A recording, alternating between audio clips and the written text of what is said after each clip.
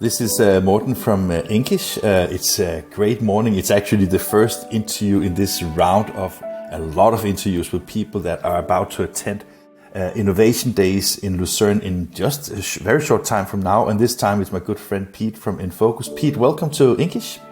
Hey Morten, thanks for having me. So how are you today, my friend? I'm good. Well, busy as always, of course. So gearing up to prep for for starters, Hunkeler Innovation Days, but there's many other events that we'll be at. So a lot of stuff to prepare, a lot of things to get right. And I take that it's always like when you get back from New Year and a New Year starts, it's like both the anticipations about all the things that it's going to do in 23, but I take it's also a question about, following up on all the things that we didn't do before Christmas, right? Well, luckily that list wasn't that long. So the most of the things that we wanted to do and accomplish in 2022, we actually did. But of course, the to-do list for 2023 didn't get any shorter. There's many other ideas that we have, and the contrast between Christmas and New Year, that peaceful period where you don't need to think about work that much, and like the first day coming back to the office couldn't be bigger. I always experience it that way. I'm pretty sure I'm not the only one. I'm pretty sure about that too.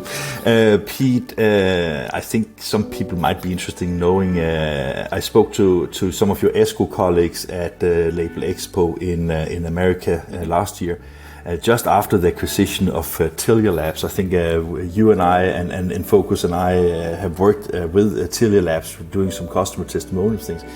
Will that acquisitions influence anything with Enfocus?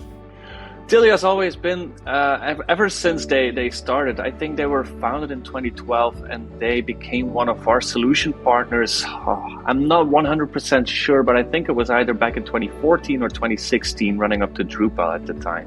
Mm-hmm. So there's always been an out-of-the-box link between Phoenix and Switch through the App Store. Later, we also added Griffin, first as a standalone app. Now it's also a connector. Mm-hmm. Of course, now that our mothership has acquired the technology, I mean, that brings opportunity to make it work even closer together.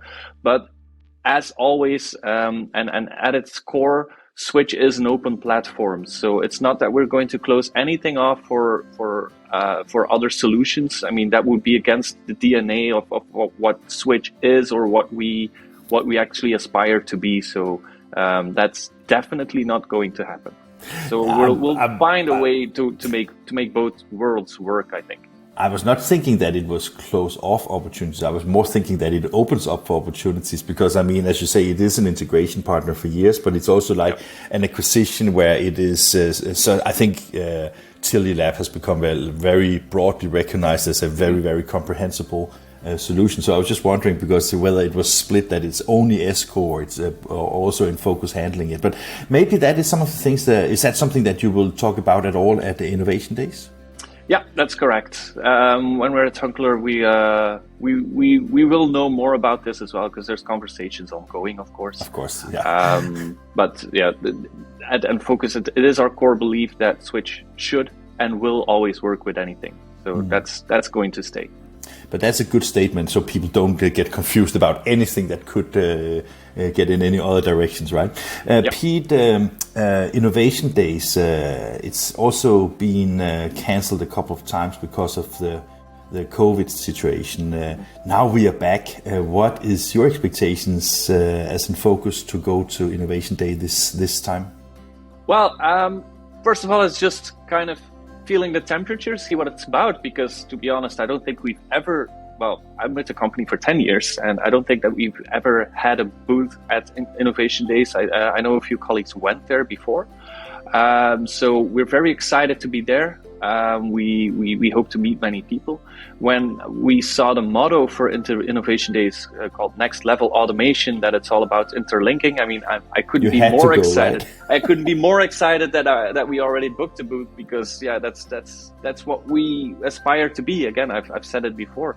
We really feel that we've developed the piece of middleware that allows connections between anything, and even more of anything, if you could put it that bluntly, while also being able to handle files across your production. So I think that will be a very good addition, and we will actually put some proof to the pudding by showing it there.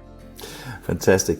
And you're now saying that now it's the first time you're exhibiting there. There is you have one problem now, and that is when your colleagues have a booth at Innovation Days and they go back, you have to sign up for it forever in the future, because I consider Innovation Days as one of the best events in the world. So I'm pretty sure that your colleagues will have the same feeling when they have been at the show.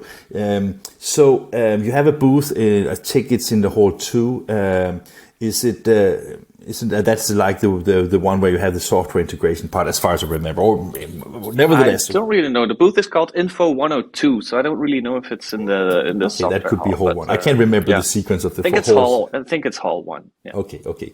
Sorry about that. But I was just thinking that when you exhibit there, is it like demonstrations of software, or is it more like talking to people, or how do you plan to get your message across? It will be both. So we'll have Freddie Peters, who's our solution architect for many years already, who you can talk to about really any problem. Seriously, I don't think that there's anything that we haven't done before, or we don't know that it hasn't been done before. So if you have a specific problem or a challenge or any question regarding, can I link this with this? Come speak to us. We will also have our partner Impressed, who's our distributor for the German region, who will also be at our booth. So you can either talk to Freddie in any language, he's also a polyglot, or Carsten Schwartz from Impressed. He'll also happily sign you up or talk to you about your challenges, and we will be able to show you anything as well.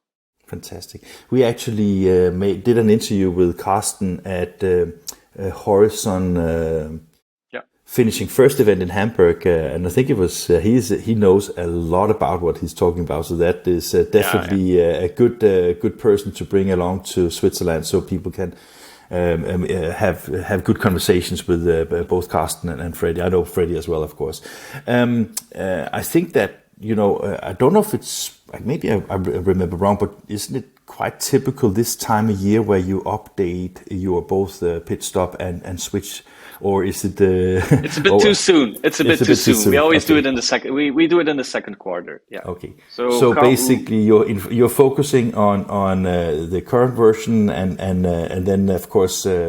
I think that what is interesting, I saw a video with yourself just a few days ago where you're basically also explaining how Enfocus Switch can do much more than automation just in the printing side. It must be exciting to have a software that is so widely able to automate a lot of different processes in the company. So is that something that you will focus more on in the future, also to have a broader potential audience?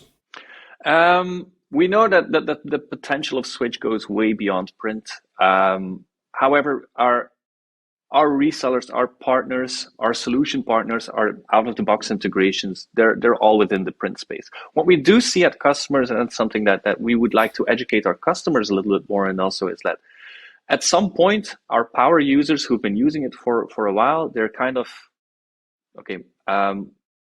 some people are going to hate me for saying this, are kind of done Bring it on. with automating in print. That's not true. Automating is an ever ongoing process. But when automation within prepress is kind of under control, there are some customers who hire the software developer who then actually starts talking to other departments like accounting or financing.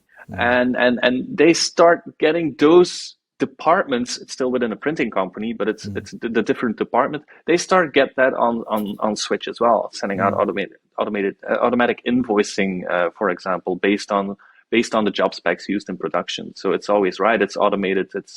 It goes faster and it's more error proof. So we do see the potential there, but it's for now not that we are actually going to put our full focus beyond the printing space. There might be a few pilot projects in the near future. And by near future, I'm not necessarily saying this year, but yeah, we're looking into that. But it's funny that you mentioned it, because basically when we look at the potential, I always talk also to your bosses in the past, because I have now met 3 of them, right? It's basically that even though that workflow automation is on top of almost every company's agenda, still there's hundreds of thousands of printing companies that are not really automated yet. So the potential in our industry, I believe, is still vast and a huge opportunity for you as a company, right? Yeah. I think we still believe that the opportunity is bigger than what currently damages the market.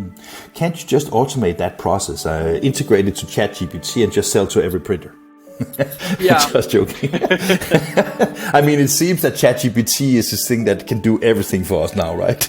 Yeah. I've heard, we've checked it, especially with my team, because I've got a pretty creative team, and of course, and I've actually, these are not my words, but they're from someone in my team. They're from they're Pedro's words.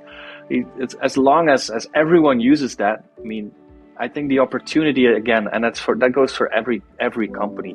You can really stand out by being creative. It was already the case when everyone went for display or digital marketing, and now that the whole AI component is being added. If you're being creative, if you're bringing a human touch, if you're doing it yourself, okay, it's going to cost you way more effort. But what ChatGPT gives you as an answer, it's also going to give someone else as an answer, because it's been trained to do so.